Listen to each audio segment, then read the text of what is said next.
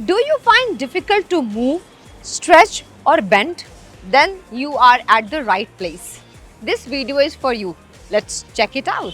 It's time to find out how to relieve muscle tension in order to improve flexibility and release stiffness. Have you ever felt your muscles tighten and stiffen, almost as if they were being pulled? Well, muscle tension can stem from various factors like stress, overexertion, dehydration and more. What causes muscle tension and stiffness? Number 1, stress and anxiety. क्या आप जानते हैं कि हमारे दिमाग में जब stress और एंजाइटी बहुत ज़्यादा हो जाती है तो हमारा फिजिकल कंट्रोल कहीं ना कहीं हमारी बॉडी से गायब सा हो जाता है और उसकी वजह से हमारी बॉडी जो है वो स्टिफ हो जाती है, बहुत ज़्यादा मसल्स में स्ट्रेस आ जाता है और इसकी वजह से हम बीमार भी हो सकते हैं। Number 2, poor posture, long hours, फिर चाहे वो बैठ के हो या फिर स्टैंडिंग पोजीशन में हो, अगर पोस्चर करेक्ट नहीं है तो उसकी वजह से भी मसल में बहुत ज़्यादा पेन हो जाता है और स्ट्रेस हो जाता है, particularly neck, shoulder and back. और जो लोग लंबे समय तक बैठ के जॉब करते हैं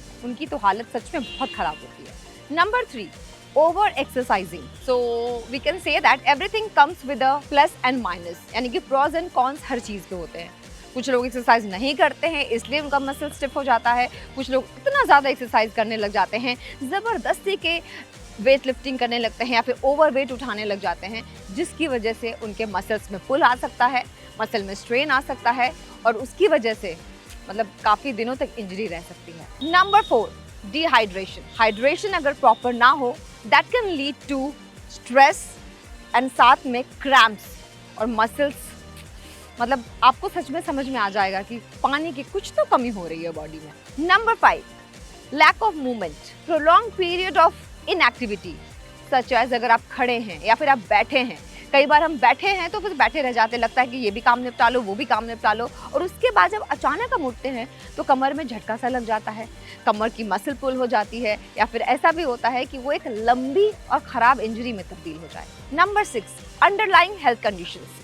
अगर हेल्थ कंडीशंस जैसे आर्थराइटिस या फिर गठिया या फिर मसल में आपके हमेशा प्रॉब्लम रहती है, बहुत स्वेलिंग हो जाती है, तो भी ऐसा हो सकता है कि मसल्स की स्टिफनेस बढ़ जाए और आपको चलने फिरने में दिक्कत हो जाए। Now we are going to give you some tips to relieve muscle tension. Number 1, stretching exercises. If you find too hard to move your muscles and वो हर्ट भी हैं, then stretching exercises are your saviour. आपको neck, back, legs, hands सबकी stretching exercise किसी भी exercise की शुरुआत करने के पहले ज़रूर करनी चाहिए, ये तो हमने सुना होगा, लेकिन स्ट्रेचिंग एक्सरसाइजेज वैसे भी हमारे मसल्स के लिए बहुत अच्छी होती है। Number 2, massage. अब मसाज क्या करता है, it increases your body temperature, lighten your muscles और उससे जो स्ट्रेस है, जो मसल्स में टेंशन है वो रिलीज होती है, उसको रिलीफ मिलता है, तो that can be a good option for you. Number 3, heat therapy.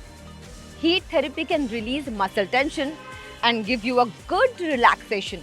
फिर चाहे आप हीटिंग पैड का यूज़ करें, वैसे पुराने ज़माने में कुछ लोग पानी की बॉटल जो होती है ना, जो शीशे वाली होती है, उससे भी अच्छा हीट मसाज लेते थे और वो भी एक अच्छा तरीका हो सकता है। Number 4 is cold therapy. Cold therapy is very good for muscles relaxation. वो उस एरिया को नम कर देता है and if you have any inflammation उसको भी हटाने में वो पूरी मदद करता है एंड अगर उसके बाद भी कोई दिक्कत हो रही है तो डॉक्टर है ना। Number 5, reduce stress. As we always say कि जब दिमाग में एंजाइटी, स्ट्रेस होगा तो वो धीरे धीरे बॉडी में आएगा और मसल में टेंशन हो जाएगा, स्टिफनेस हो जाएगी, सोरनेस हो जाएगी और फिर आपकी पूरी बॉडी इतनी स्टिफ हो जाती है कि चलना फिरना भी मुश्किल हो जाता है। तो ऐसे में मेडिटेशन कीजिए, do yoga as well and give yourself half an hour at least for any physical activity. Trust me, आप हमें थैंक यू ज़रूर बोलेंगे, बाद में बोल दीजिएगा, कोई प्रॉब्लम नहीं है। तो अपना और अपने हेल्थ का ख्याल रखिए, फिर मिलेंगे दूसरी वीडियो में, तब तक के लिए